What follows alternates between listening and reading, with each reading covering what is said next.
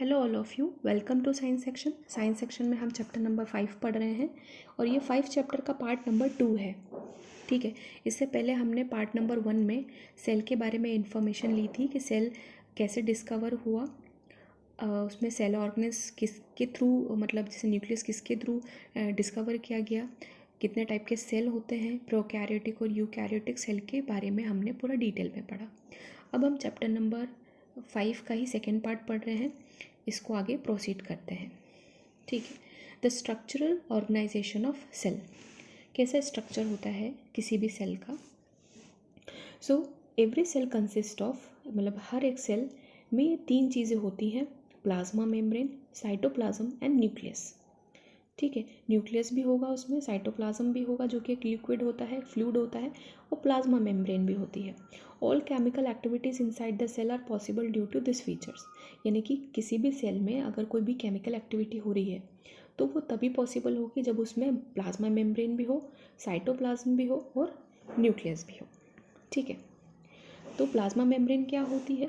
This is the outermost covering of the cell that separates the contents of the cell from its external environment, यानी कि एक बाहर की एक layer होती है ये, जो कि फंक्शन करती है कि बाहर के और अंदर के जो भी जितने भी ऑर्गन्स हैं उसको सेपरेट करने का काम करती है। ठीक है, एक तरीके से ये आउटर कवरिंग है किसी भी सेल की। ठीक है, ताकि वो एक्सटर्नल इन्वायरमेंट से उसको प्रोटेक्ट करके रख सके। The plasma membrane allows the entry and access of some material in or out of the cell, यानी कि प्लाज्मा मेम्ब्रेन का काम क्या होता है? एक चौकीदार की तरह, वॉचमैन की तरह, कि कोई भी चीज़, मतलब कोई इंसान आ रहा है अंदर, वो सही है या गलत है, उसको आने देना चाहिए कि नहीं देना चाहिए, वो प्लाज्मा मेम्ब्रेन करती है। ठीक है, जो कि क्या करती है कि एंट्री करती है और एग्जिट करती है कि कौन सा मटेरियल आना चाहिए, कौन नहीं आना चाहिए। The cell membrane is therefore called the semi permeable membrane. इसी प्लाज्मा मेम्ब्रेन को ही हम क्या कहते हैं? Semi permeable membrane. The plasma membrane is flexible and made up of fat molecules called lipids. तो प्लाज्मा मेम्ब्रेन किससे बनी होती है? लिपिड से बनी होती है। ठीक है, जैसे कि आपको यहाँ पे दिख रहा है, आउटसाइड द सेल प्रोसेस ये रहती है, इसके अंदर देखो आपको ये 2 लेयर दिख रही है, ये 2 लेयर को यहाँ पे बोला है लिपिड बाइलेयर। ठीक है, इसी में ही प्रोटीन और कार्बोहाइड्रेट्स चेन रहती है। ठीक है, नाउ एंडोसाइटोसिस। एंडोसाइटोसिस क्या होती है? The flexibility of the cell membrane also enables the cell to engulf in food and other material from its external environment, यानी कि सेल इस तरीके से फ्लेक्सिबल रहता है, सेल की मेम्ब्रेन इस तरीके से फ्लेक्सिबल रहती है कि वो आसानी से फूड को एंगल्फ भी कर सकती है, अंदर ले भी सकती है, और अदर मटेरियल को बाहर भी एक्सक्रेट कर सकती है। ठीक है, सच प्रोसेस इज कॉल्ड एंडोसाइटोसिस, इसी प्रोसेस को कहते हैं एंडोसाइटोसिस। ठीक है, अमीबा जो कि एक माइक्रो ऑर्गेनिज्म है, acquires its food through such process, इसी फूड मतलब एंडोसाइटोसिस प्रोसेस के थ्रू ही फूड को एंगल्फ करता है, लेता है। Amoeba engulf food particles with the help of pseudopodia which are the projection of cell membrane, यानी कि जो अमीबा होता है वो एक टाइप का अपने बॉडी को इस तरीके से शेप देता है कि जैसे कि उसके फॉल्स फीट लगते हों, नकली हाथ। ठीक है, उसी को क्या कहते हैं? सूडोपोडिया। इसके थ्रू वो क्या करता है, जितने भी फूड पार्टिकल होता है उसको अंदर लेने के लिए एक हाथ बनाता है और अंदर इसको ले लेता है, इस फूड पार्टिकल को। ठीक है, और जब इसका डाइजेशन हो जाता है उसको वापस एक्सक्रेट करने के लिए वापस वो सूडोपोडिया लाइक स्ट्रक्चर बनाता है और उसे बाहर निकाल देता है। ठीक है, इस तरीके का प्रोजेक्शन को हम कहते हैं सूडोपोडिया। ठीक है, and which are the projection of cell membrane. A food vacuoles is then formed around the food particle. जब ये फूड जब अंदर जाता है, ठीक है, ये जब फूड पार्टिकल अंदर जाता है तो ये फूड वैक्यूल्स में कन्वर्ट हो जाता है। The food vacuoles is then formed around the food particle, ये इसके फूड पार्टिकल के आसपास वैक्यूल्स फॉर्म हो जाते हैं। And amoeba then secrete digestive enzymes, जैसे ही अंदर आता है इस फूड वैक्यूल के अंदर डाइजेस्टिव एंजाइम ये सीक्रेट करता है, जिसकी वजह से डाइजेशन होता है, और आफ्टर डाइजेशन जो भी सब्सटेंस है, जो कि एक्स्ट्रा मटेरियल निकलता है, उसे वह एक्सजेशन के थ्रू बाहर निकाल देता है। ठीक है, so amoeba secrete digestive enzymes then break down the food particles and digest it. This is all about endocytosis. Diffusion की बात करते हैं। Substances like carbon dioxide and oxygen can moves across the plasma membrane through the process called diffusion. Plasma membrane के बारे में अभी हमने study किया, ठीक है। अच्छा, डिफ्यूजन जब भी आपके माइंड में आएगा तो यहाँ पे हम बात कर रहे हैं गैसेस की, ठीक है। जब भी डिफ्यूजन की बात आएगी तो आपके माइंड में आ जाना चाहिए हम यहाँ पे गैसेस के ट्रांसपोर्टेशन की बात कर रहे हैं, ठीक है।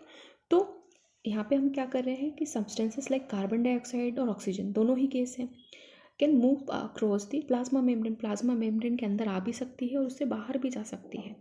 इसी को क्या कहते हैं हम? डिफ्यूजन। इस प्रोसेस को ही कि गैसेस अंदर जा रही है बाहर आ रही हैं, इसी को हम कहते हैं diffusion. Diffusion is the spontaneous movement of a substance from a region of higher concentration to the region of lower concentration. यानी कि डिफ्यूजन एक ऐसी प्रोसेस है, एक ऐसा मूवमेंट है गैसेस का जो कि हायर कंसंट्रेशन से लोअर कंसंट्रेशन की तरफ ये मूव करता है, ठीक है। तो कोई भी गैस जो है वो हायर कंसंट्रेशन से लोअर कंसंट्रेशन की तरफ ही क्या करती है? मूव करती है। This diffusion plays an important role in exchange of gases. यानी कि अगर हम बात करें हमारी ब्रीथिंग प्रोसेस जो होती है वो भी डिफ्यूजन की वजह से ही होती है, ठीक है। तो डिफ्यूजन जो है वो एक बहुत बड़ा रोल प्ले करता है in the exchange of gases between the cell as well as the cell its external environment and its external environment. यानी कि हम जैसे सांस लेते हैं बाहर से एनवायरनमेंट से ऑक्सीजन को अंदर लेते हैं, हमारे शरीर से कार्बन डाइऑक्साइड बाहर निकालते हैं, वो सब डिफ्यूजन की वजह से ही होता है, ठीक है। So this is all about diffusion. ना ऑस्मोसिस की बात करते हैं।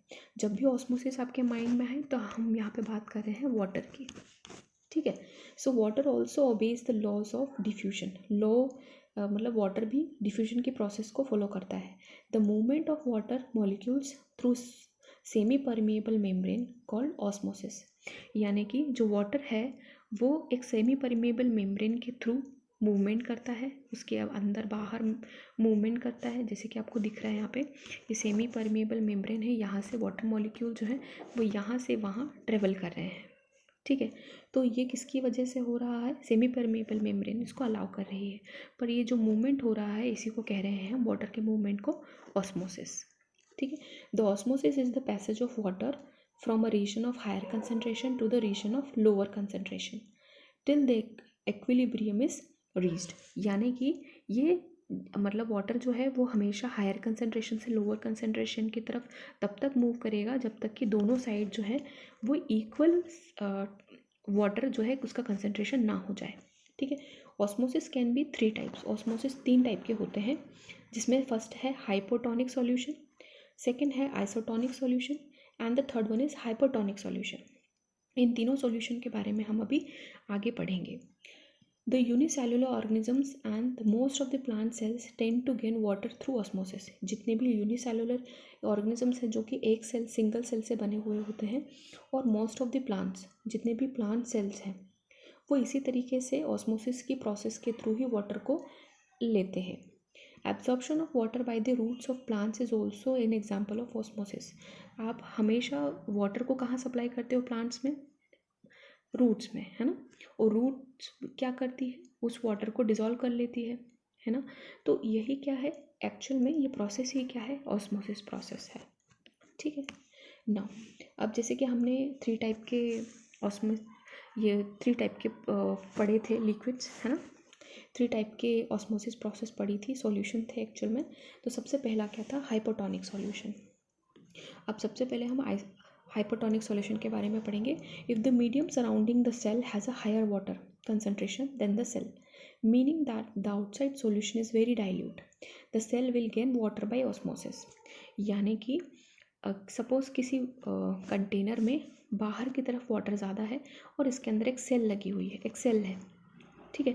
सपोज़ कोई भी सेल है यहाँ पर और उसके बाहर वाटर जो है वो ज़्यादा है, तो होगा क्या? वाटर ज़्यादा है बाहर, अंदर कम है सेल के, तो होगा क्या कि यहाँ पे जो भी वाटर है वो अंदर की तरफ आएगा, ठीक है, through the process of osmosis. तो यहाँ पे क्या है, जो वाटर है वो हायर कंसंट्रेशन से लोअर कंसंट्रेशन की तरफ मूव कर रहा है, इसी को क्या कहते हैं? ऑस्मोसिस प्रोसेस, ठीक है। Such a solution is known as hypotonic solution. जब बाहर की तरफ वाटर ज़्यादा हो, अंदर की तरफ कम हो, इसे क्या बोलते हैं हम? Hypotonic solution. ठीक है। And water molecules are free to pass across the cell membrane in both direction, यानी कि ये जो सेल मेम्ब्रेन है इसको वाटर जो है अंदर इजीली बाहर भी जा सकता है, अंदर भी आ सकता है। ठीक है, in both direction. But more water will come into the cell than will leave, यानी कि मतलब ज़्यादा से ज़्यादा अमाउंट में वाटर यहाँ पे एंटर ही करेगा, बाहर तो नहीं ही जाएगा, क्योंकि इस सेल के पास ज़्यादा वाटर है नहीं, तो वो क्या करता है, बाहर से ही वाटर को लेता है और फूल जाता है। ठीक है, the net result is that water enters the cell and the cell is likely to swell up, यानी कि वो फूल जाता है। इसका एक एक्सपेरिमेंट है जो आप घर पे करके देख सकते हैं। आपको क्या करना है कि एक छोटे से प्लेट में आपको क्या करना है, वाटर लेना है, इसके अंदर किशमिश डाल देनी है, रेजिन। ठीक है, पानी डाल के इसमें रेजिन डाल देनी है, 1-2, ज़्यादा नहीं। उसके बाद आप देखोगे 2-3 घंटे के बाद ये फूल जाती हैं। ठीक है, ऐसा क्यों होता है? क्योंकि जो वाटर है वो बाहर, इसका कंसनट्रेशन ज़्यादा है as compare to inside the raisin, inside the किशमिश। ठीक है, तो क्या होता है कि वाटर जो है वो हायर कंसनट्रेशन से लोअर कंसनट्रेशन में एंटर कर जाता है और ये जो किशमिश है आपकी फूल जाती है। ठीक है, तो इसी को क्या कहते हैं? Hypotonic solution. Now isotonic solution, isotonic solution क्या होता है? If the medium has exactly the same water concentration as the cell, यानी कि सेल में जितना वाटर है उतना ही इन्वायरमेंट में भी है। ठीक है, जो भी कंटेनर में हमने रख रखा है कोई भी चीज़, उसमें वाटर और सेल दोनों में ही क्या है, वाटर की क्वांटिटी बराबर है। तो वाटर की क्वांटिटी बराबर है तो ना तो सेल से बाहर वाटर जाएगा और ना ही अंदर आएगा। अगर जा भी रहा है तो दोनों की जो क्वांटिटी है वाटर की वो सेम रहेगी। ठीक है, there will be no net movement of water across the cell membrane. Such a solution is known as isotonic solution. इस टाइप के सॉल्यूशन को हम क्या कहते हैं? आइसोटोनिक सॉल्यूशन, जिसमें कि ना तो वाटर अंदर जाता है ना बाहर आता है। यानी कि एक तरीके से बोला जाए कि वाटर की कंसनट्रेशन दोनों साइड इक्वल रहती है, सेल के अंदर भी और जो जिसमें हमने वाटर रखा है सॉल्यूशन में, वो एक्चुअल में दोनों बराबर रहते हैं। ठीक है, water across the cell membrane in both direction, दोनों ही डायरेक्शन में वाटर का ट्रांसपोर्टेशन होता है। ठीक है, but the amount going is in the same as the amount going out, जितना अमाउंट में बाहर जा रहा है उतने ही अमाउंट में अंदर वाटर आ रहा है। So there is no overall movement of water, the cell will stay the same size, यानी कि यहाँ पे जो साइज़ है सेल का वो सेम रहता है। ठीक है, वहीं पर हमने हाइपोटोनिक में क्या देखा था? सेल का साइज बढ़ जाता है। अब नेक्स्ट है हाइपरटोनिक सॉल्यूशन। हाइपरटोनिक सॉल्यूशन की बात करते हैं। If the medium has lower concentration of the water than the cell, meaning that it is a very concentrated solution. वहाँ पे अभी हमने हाइपोटोनिक सॉल्यूशन में डाइल्यूट पढ़ा था, है ना? यहाँ पे क्या है, जो सॉल्यूशन है वो है कंसनट्रेटेड। ठीक है, तो यानी कि यहाँ पे जो वाटर है वो सेल के अंदर ज़्यादा है और बाहर कम है। ठीक है, तो जो भी वाटर है वो सेल से बाहर की तरफ जाएगा। ठीक है, तो यहाँ पे जो प्रोसेस है वाटर की कि जो हायर कंसनट्रेशन से लोअर कंसनट्रेशन की तरफ जा रहा है, सेल से वाटर जो है वो लॉस हो रहा है, इसी को क्या कहते हैं हम? Hypotonic solution. ठीक है, और this is called this is all because of osmosis, osmosis की वजह से हो रहा है। Such a solution is called hypotonic solution. Again water crosses the cell membrane in both direction, जो वाटर है वो दोनों ही डायरेक्शन में आ जा सकता है, but this time more water leaves the cell than enters it, यानी कि यहाँ पे क्या होगा कि वाटर ज़्यादा से ज़्यादा बाहर ही निकलेगा, अंदर नहीं जा पाएगा। ठीक है, क्योंकि सेल के पास वाटर ज़्यादा है as compare to the solution. ठीक है, so therefore the cell will shrink, इस तरीके से सेल जो है वो श्रिंक हो जाती है, उसका साइज़ जो है वो छोटा हो जाता है। ठीक है, this is the end of this part. I hope you like it. Please if you like it, please hit the like button and subscribe the channel. Thank you all of you.